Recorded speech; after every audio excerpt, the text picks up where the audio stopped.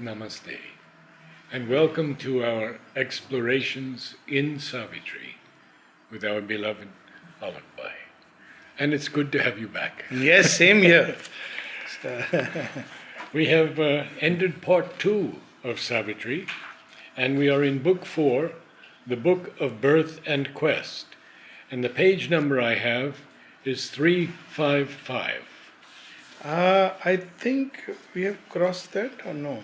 I marked it. That's true. 355. That's right. And we have to start from the second line, right? From the second line, correct. Yeah.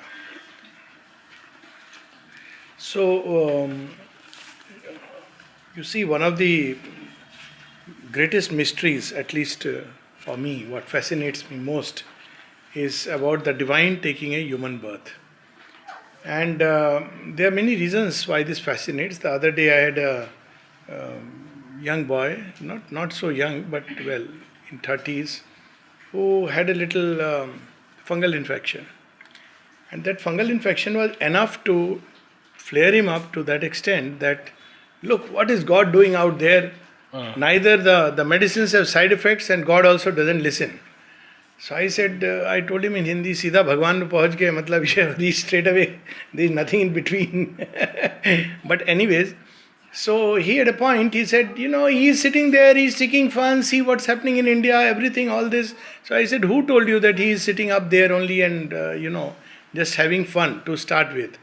So he said, no, that's what it is. I said, no, that's not how it is, at least. Had you looked for him here? Yeah, I said, he is not only up above, he is also in this creation to start with and bears the brunt of all the evil and suffering and pain.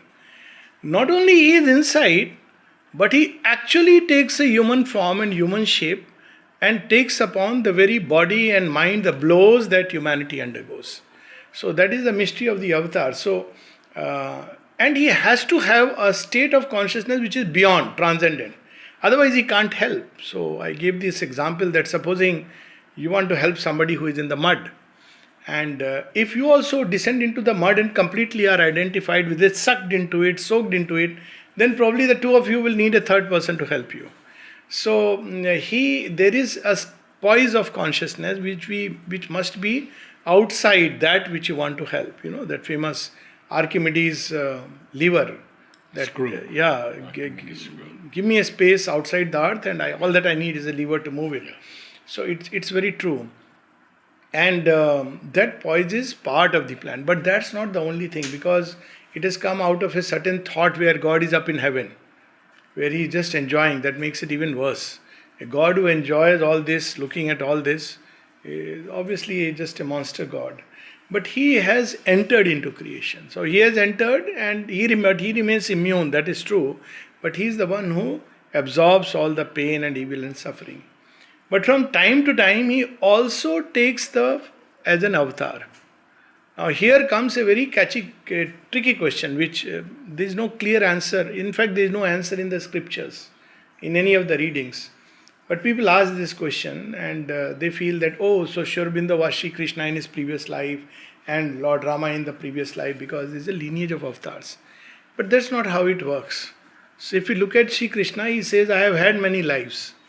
And I am conscious, but you are not conscious. Sri Aurobindo also speaks about it, that we were working in many lives as vibhutis, but in this life they have come as avatars. So what is it about? So how I look at it, as I said, there is no scriptural answer. So don't ask me for any reference. The reference is only how I have understood it or how it has been revealed to me. And of course based on these aspects, because avatarhood is something which the only one who has really developed to the fullest is Sri Aurobindo. Even the Gita just makes some references, the Bible makes some cryptic remarks, but it's not something which has been developed. And Sri Aurobindo goes at great length to talk about the possibility and purpose of avatarhood, the divine work, etc. And it's a very important integral aspect of the integral yoga and the supramentalization, which I think is hardly discussed. So what happens is, I understand that there is one line of plunge, which is the psychic beings, which are like centers of concentration within the one divine. And they are divine in essence, but as seeds, and they have to blossom. but also the divine himself also plunges into creation with his totality, but focusing on one aspect or the other. And therefore there are simultaneously, in as I understand it, say a line of divine descent which is going to grow into the full avatarhood of Shri Krishna, growing rather manifesting as the full avatarhood of Krishna. There is another line which is going to manifest in its fullness as the avatar of Sri Aurobindo.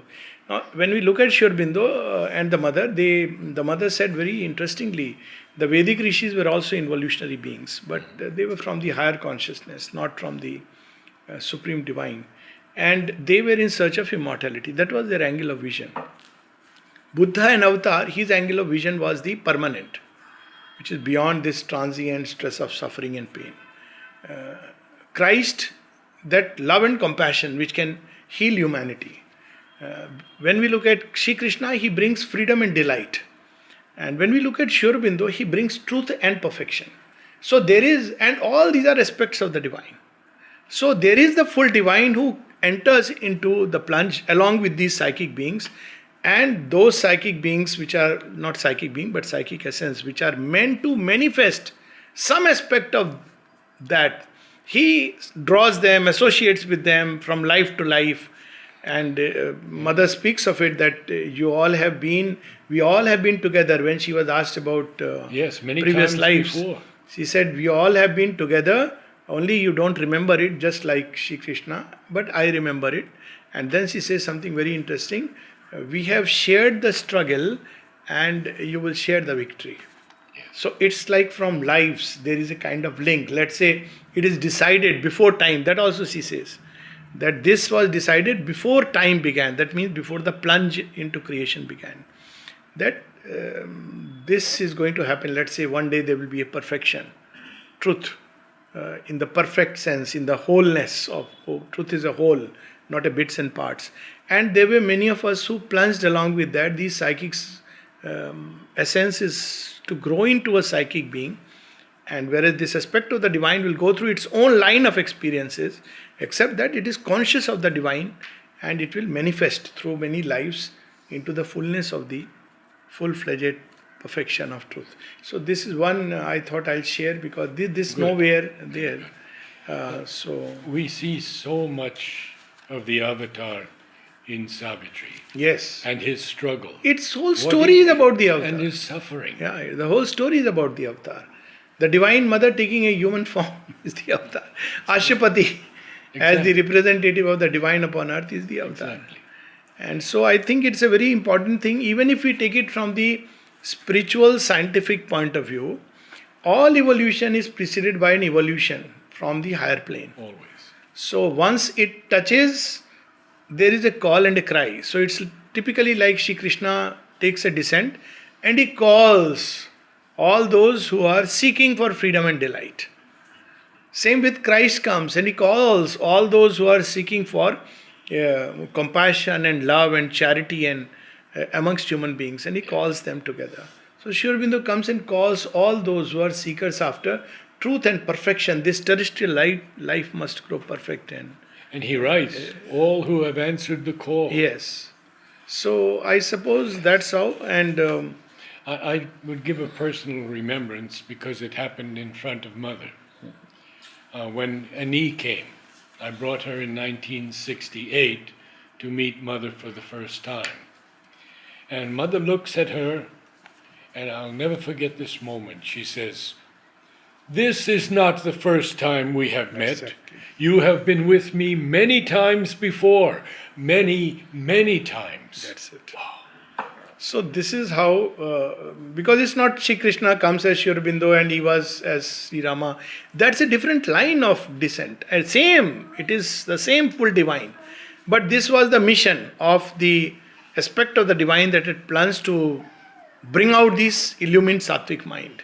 So it arrives at the fullness of the avatar in the persona or personality of Lord Rama. So, And do you feel that Sri Aurobindo and Mother have come because there was a possibility in the earth for the transformation? yes, and not only possibility, I mean, Sri Aurobindo gives at one place very cryptic letter that Shri Krishna came early But actually it is his work that is being done, because delight and freedom cannot establish on the basis of falsehood and ignorance.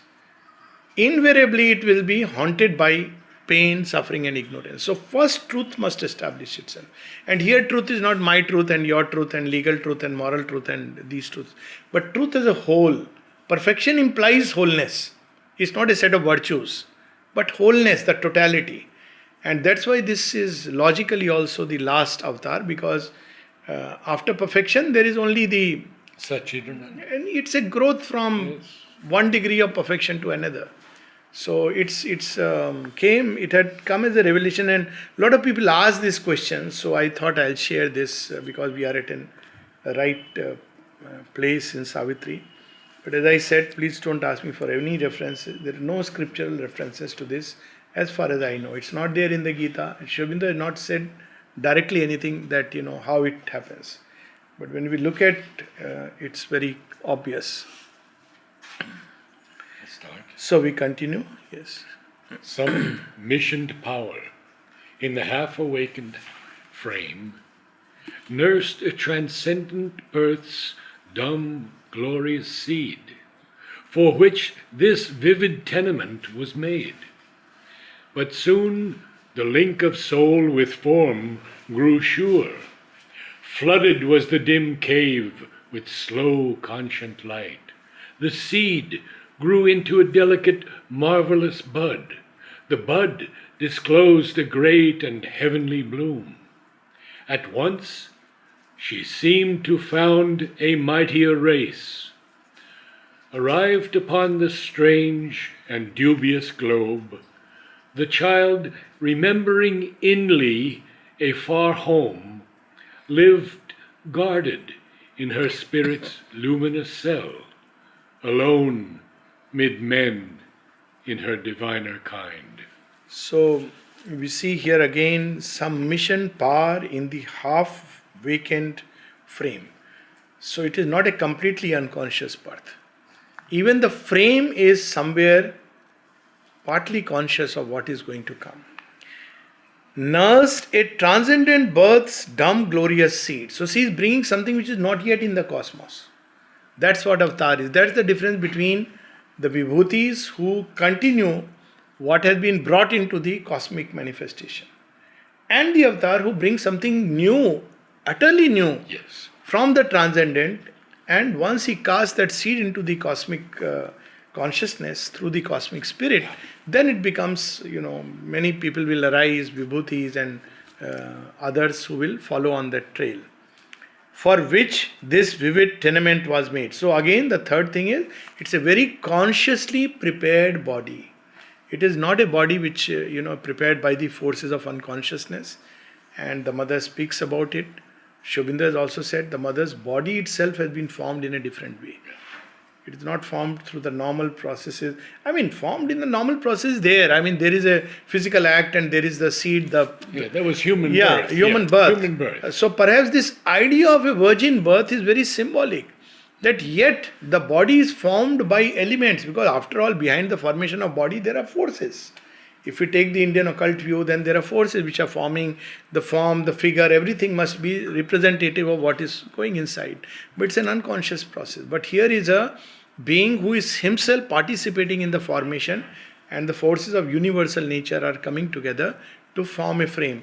This is a very rare phenomena. The mother speaks of it. Even a well-developed psychic being can come close to an extent influencing the formation of the physical body.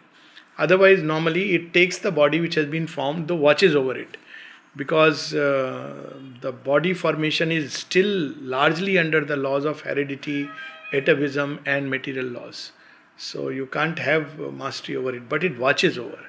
To an extent influences. But here already there is a half-vacant frame, for which this vivid tenement was made. But soon the link of soul with form grew sure. So this is what happens normally in an link of soul with form is like, I give this example. People often ask about abortion and all this. So it's the soul doesn't really enter the body in so early. In many cases it may never enter. it may never really create a link. It is right up there, and the body and nature is still too crude. In some cases, it could take years. Years, and even sometimes in a whole lifetime, it just remains up above. It's too dark and muddy to enter. So, but it's there. There is something called as a psychic essence, a very early primitive births. But over a period of time in many people, well, at some point the contact will be made.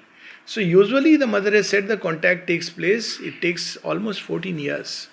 So 14 years, and usually when it takes place, that time the person goes through some kind of an experience or the other. Either there is an awakening, thoughts coming which are very different, then it be veiled and eclipsed.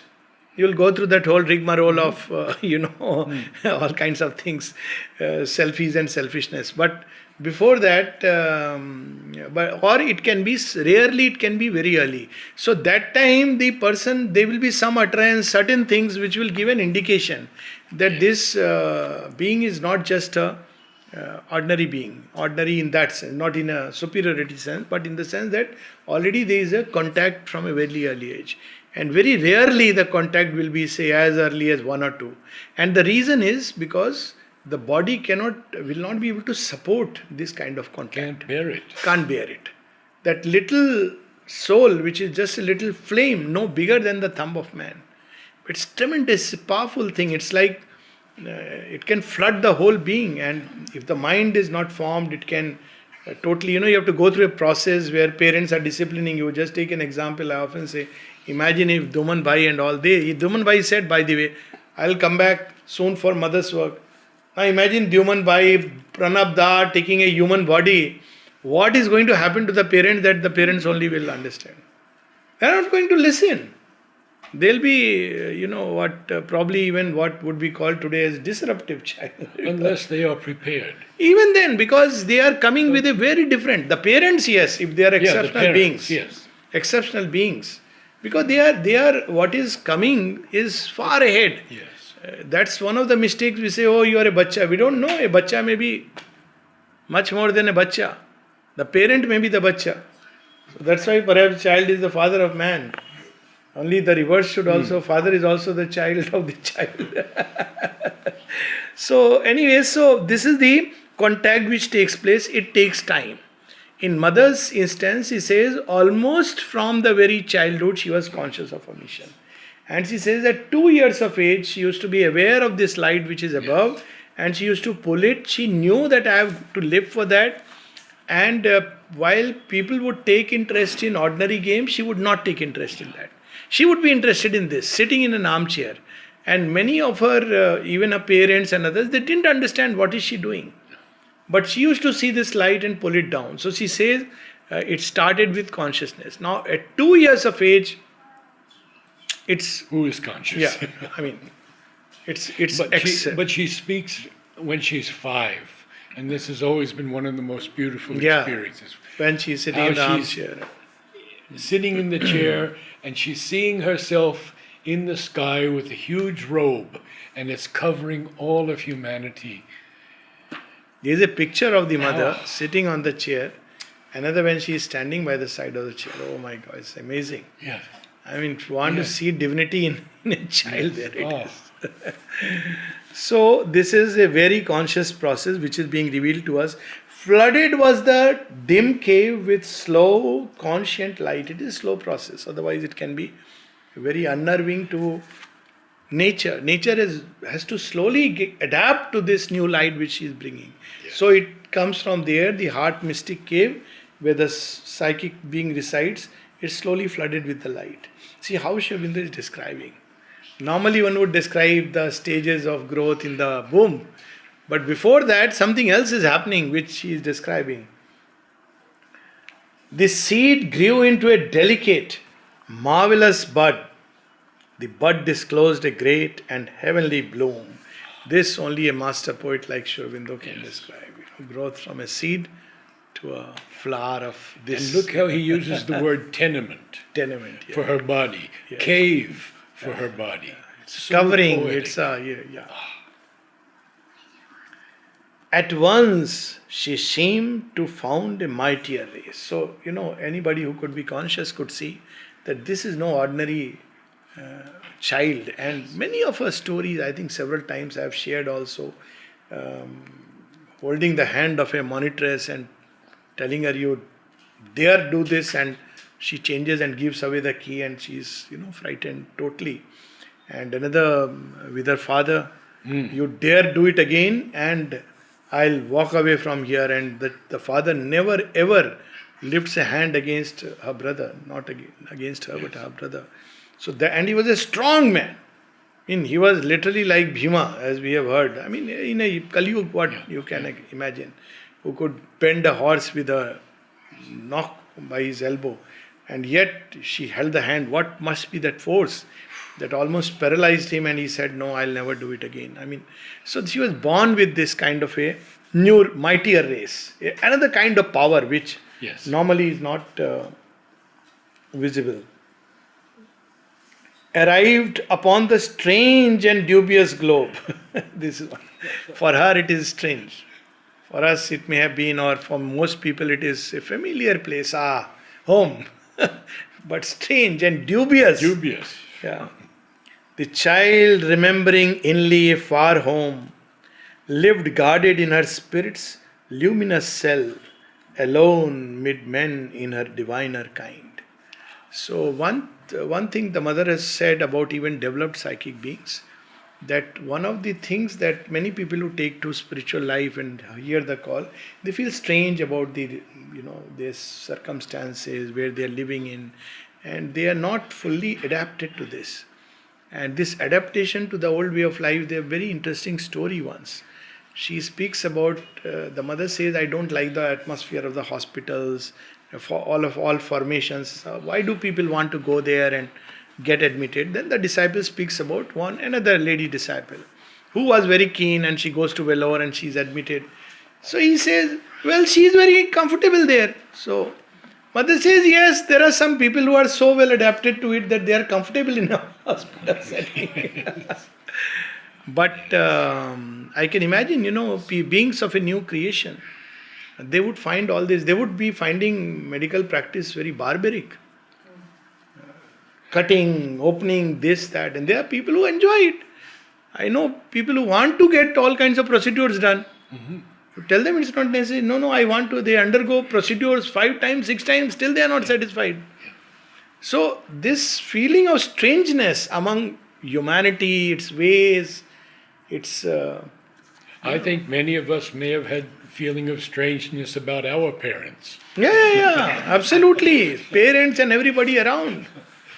I mean, I remember once telling one lady, as a 5-year-old, that why are you all the time coming and gossiping in the house? And my mom, she didn't know, because he heard something and said, what did you say? Mom is saying, "Tu ja khelne, you go for play." What are you? No, he's a child, you don't know what he has said. But I was very adamant, because he used to come and complain about her daughter-in-law. So as a child, I didn't understand much, but I could feel very horrible, that whole thing. I said, why are you always coming and complaining? Like that. Once it was far worse, when I can share it now.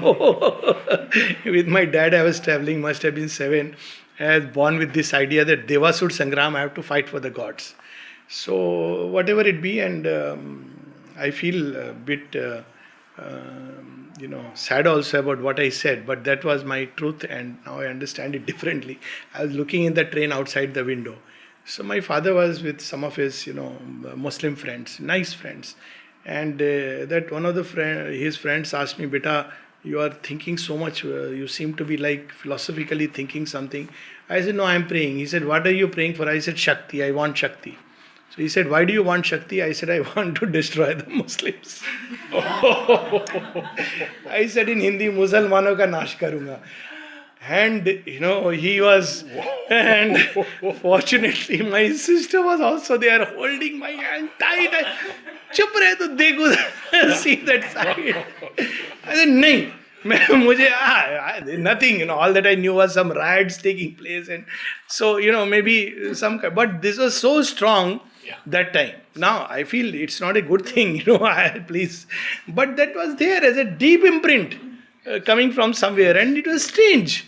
Yes. But that's how, you experience life at a certain age which you didn't understand, and slowly you understand the social life and how you are supposed to be politically correct and how you are supposed to behave, and etc., etc.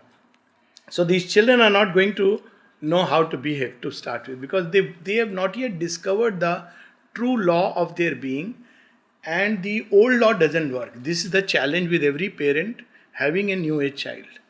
They don't, if you tell them I'm your dad saying you listen, they don't listen. After a certain age, please be sure they are going to tell you, I am not asking permission, I am informing you. So be prepared, they are not going to ask permission. Huh?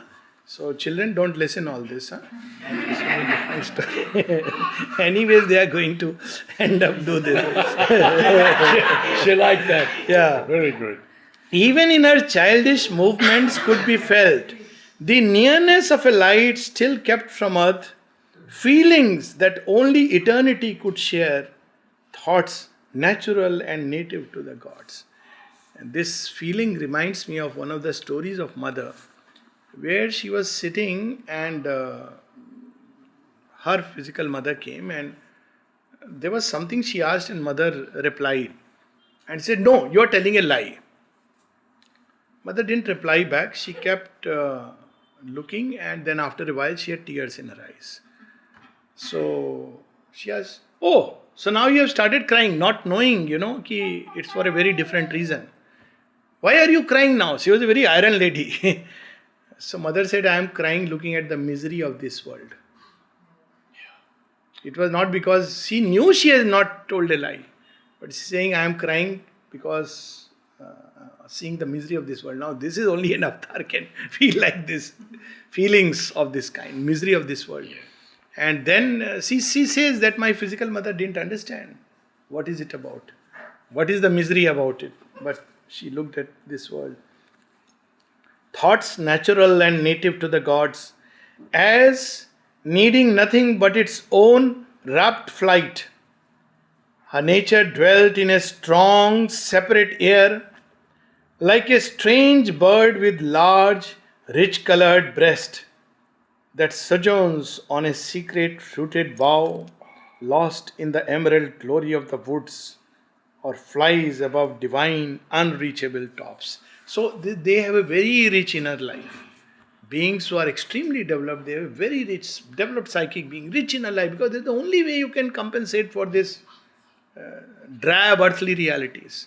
So rainbow colored and this what we call as daydreaming, but fantasies, but these are imaginations cast by some light of truth.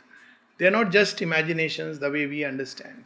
They are not fantasies of the desires, but imaginations cast by some light of truth, and in the mind they take the form of images. Yes.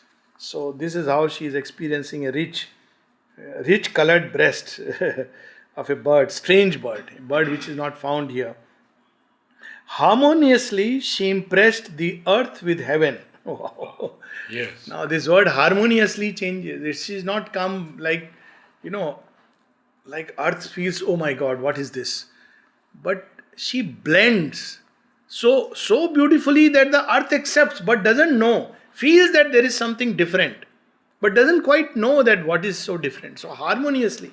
And we have to take the word impressed in a different way. And impressed could be impressed like this, not just an impression, but impress the earth. Yes, that there is something beyond, and yet she is accepting it and harmonizing with it. So, I think when Mother spoke about Savitri, one of the things she said is that experiences of the Divine Mother in her effort to adapt to the falsehoods of earth nature. She speaks about four things. One of them is this.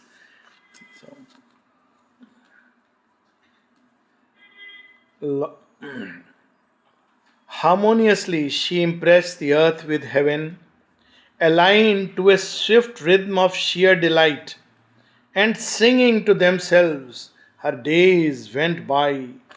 Each minute was a throb of beauty's heart. The hours were tuned to a sweet-toned content, which asked for nothing, but took all life gave. So there was no desired self like that. But whatever came, beautifully she accepted. There is she speaks about her childhood. I'll read this line, then speak of this story. Sovereignly as her nature's inborn right.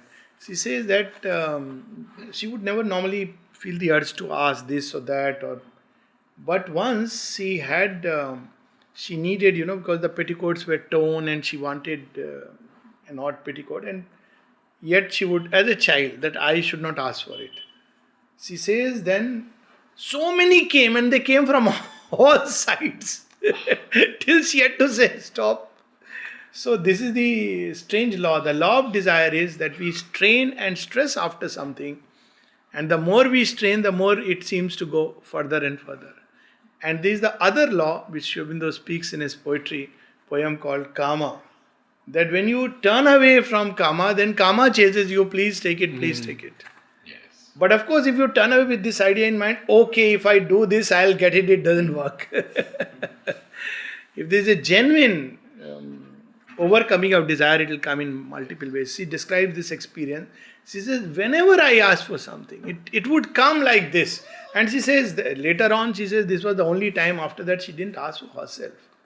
But whenever she would ask in the ashram, she had to ask for, when there were problems, money, she asked for Ganesha. And she says it started pouring in from all sides. And then she needed more. Then she needed more. Can He you get said, it from the US? He said, I have no influence beyond India. Yes. Because there is a bilateral agreement with the gods, no mutuality. So if the gods have shrunk from everywhere, they were there once active. But a strange kind of wave came through and it abolished the gods into a signless emptiness monism, which is a dangerous kind. Yes. In India, the gods coexisted with the one. So they were aspects of the one. So they were like steps in the large chain and the ladder, and that's how one could understand the complex world where one and the many coexisted. But there are philosophies and religions where there is one, but there is nothing else. So the steps are lost, and you will see that in these philosophies there is dualism. There is man and God. Yes. Man can worship God but not become one. Very true. Whereas in India you can not only worship is much later. You can become one through a process of ascension, because the gods are there as steps in the hierarchy. Of course, now we don't need, it's a different creation altogether. Near was her spirit to its parent sun, the breath within to the eternal joy. The first fair life that breaks from nature's swoon mounts in a line of rapture to the skies. Absorbed in its own happy urge, it lives, sufficient to itself, yet turned to all. See, these two lines again are so, they give a hint. Near was her spirit to its parent sun. She is coming from the home of truth. Yes. She is not coming from any of the lesser planes. And the second line is very interesting. Near the breath within to the eternal joy. So you see, it is very interesting that the breath, Yes. when we breathe, actually scientifically we take in air which is composed of oxygen. But if we look at it from the subtle point of view, oxygen and air are vehicles of something still deeper. And we can draw that through breath. So breath is of different kind. There is a sigh of relief. There is a breath of sorrow over terrestrial things. There is a breath of joy. Yes. And breath changes according to the state of consciousness. There is a subtle link between the breath. And in transformation, the mother speaks of this poem of Sri Aurobindo, this line which the disciple quotes, and the breath became a subtle rhythmic stream. And the mother remarks, oh yes, the breath, the breath, the breath. Because And I think we should remember that Mother said that none of us can but help to breathe the supramental yes, air and who live here. she And in other two areas. things. One is, he said, today the terrestrial atmosphere, by the very fact you live and breathe Yes, upon this earth, you are breathing the new consciousness. She has used the word breathing. Breathing. She has another place said that if you live in the world, that is earlier, you breathe the poison. You just can't help it. You go to a marketplace and you breathe poison. That's why she was so keen that we should not keep mixing, meddling here and there and everywhere, all the marriage parties and this and that, because it's not healthy. You breathe that atmosphere. Even cinema hall. There was a time when children wanted to see cinema, and when she heard that they are going, children means all grown-up sadhaks.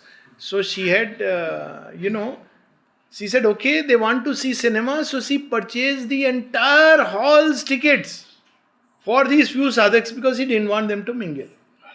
Then she started a cinema here. But now she has changed the very atmosphere. So that's now. But those days when there was so much crudity and, human beings of all kind, so she went to this extent to safeguard the children from breathing that air. And then even air of discontent.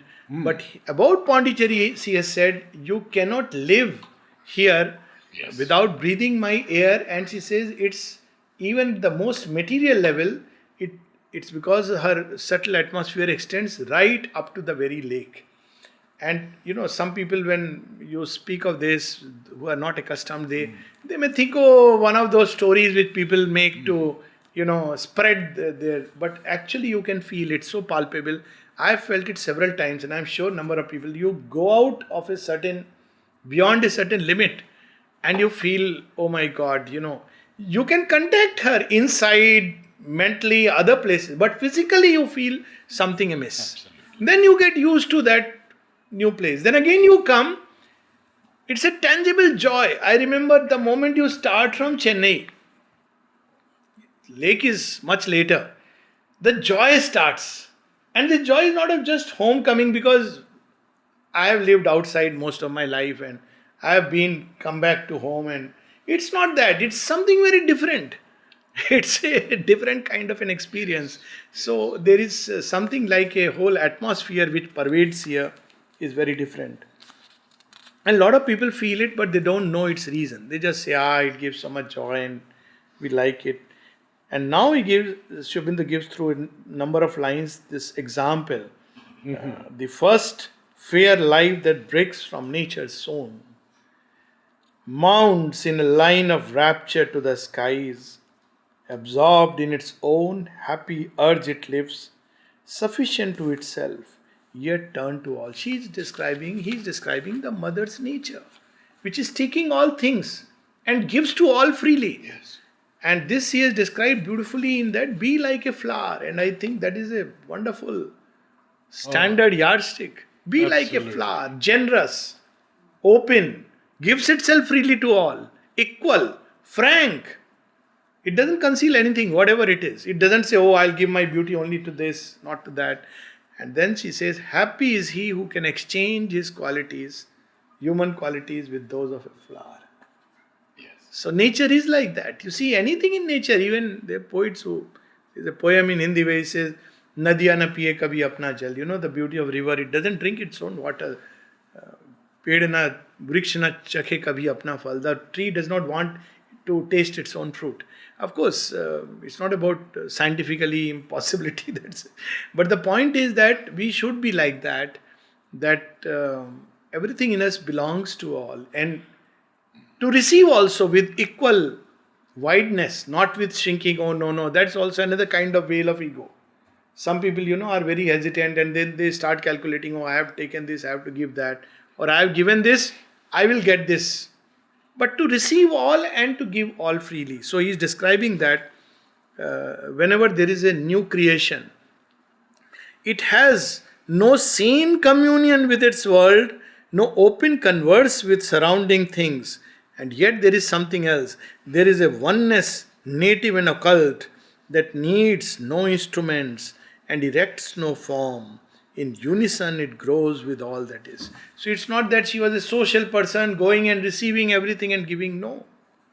But occultly, inwardly, inly, she is one with the spirit of all things. And there are so many experiences of her right from childhood onwards. So it's not that outwardly one has to, often people ask this.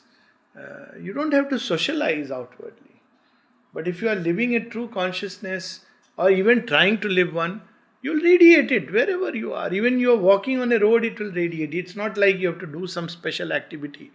It will go wherever you go, because that's how that is. That's what probably Kabir meant when he said, "Wherever I put my feet, that place is a holy place, Tirath." Or whatever I speak is a Veda. Because I am speaking truth. Veda is about truth, true knowledge. So that should be our state. And that's how she is born, with this native oneness. All contacts it assumes into its trance. Laugh tossed, consents to the wind's kiss and takes transmutingly the shocks of sun and breeze. A blissful yearning writes in its leaves, a magic passion trembles in its blooms, its boughs aspire in hushed felicity.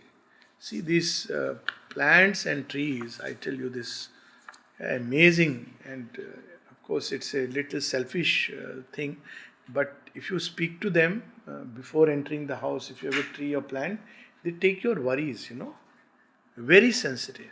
Even some animals take it very unconsciously, they will take it. But plants also take it very, very unknowingly.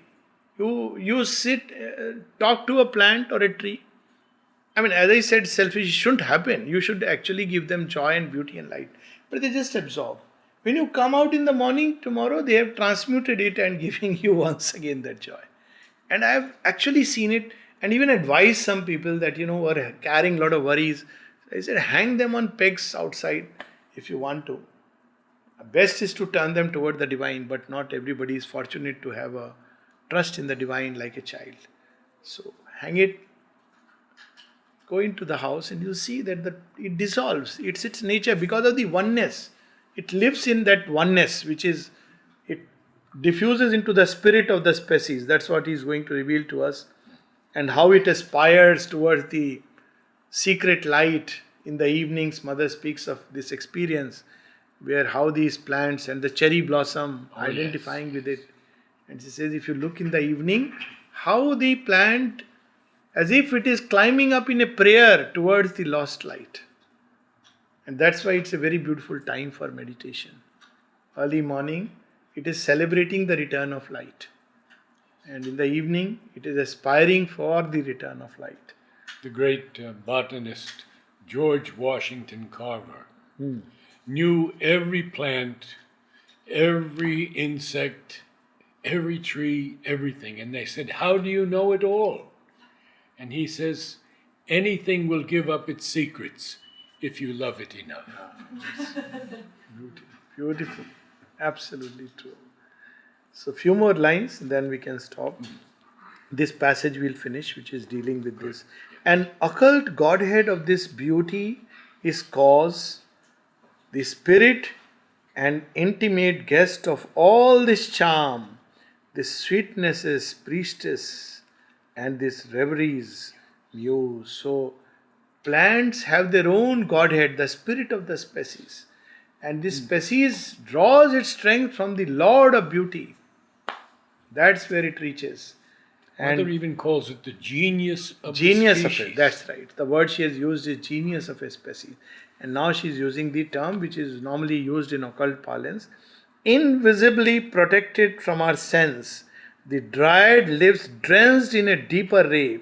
So the dryad are those beings who are found in trees and forest, and they are actually they preside over, people often say trees and river bodies, they contain these beings, and they are spirit of the species. So spirit of a certain tree or spirit of a certain group of trees. Some trees have their individual guardian, and some trees live in groups like Fir trees. Fir trees, and even that from which you have the eucalyptus soil, tall ones. Yeah, the eucalyptus trees. So when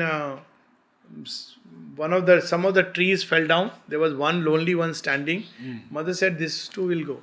Yes. Because it likes to be in the group. It doesn't like to be alone. It was in the ashram. In the It was in the ashram courtyard. Yes. And Mother said, because it's alone now, you have to take it out. Whereas there are others which like to be alone. The rose. It doesn't like when you mix it with other flowers. Very proud. What is it, elite? You are mixing me with... With daisies. So, invisibly protected from our sense, the dryad lives drenched in a deeper ray, and feels another air of storms and calms, and quivers inwardly with mystic rain. This, at a heavenlier height, was shown in her. So, inwardly, she was one with all beings, all creatures. Her spirit opened freely to all, and she drew that greater consciousness and lived drenched in it, even while others were having a very human outward experience. So, we'll stop here, and tomorrow We meet tomorrow.